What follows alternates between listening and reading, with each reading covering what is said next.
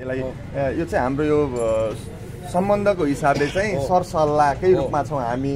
मेरो ठाउँमा अर्को कोही अझै राम्रो उम्मेदवारलाई उठाउने कि भन्ने पनि अझ कुरा पनि हुनसक्छ, भइरहेको पनि छ होइन।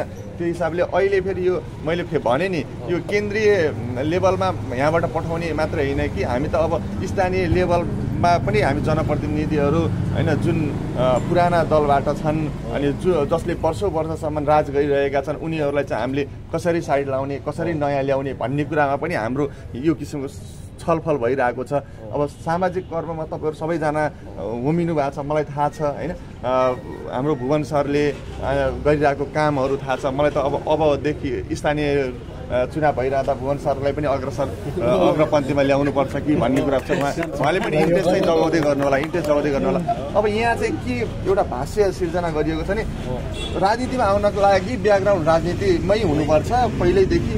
बुढा पुस्ताले अथवा हजुरबा बुवाले राजनीति गरेकै हुनुपर्छ अनि बल्ल छोरो नाति आउनुपर्छ राजनीतिमा भन्ने एउटा छ।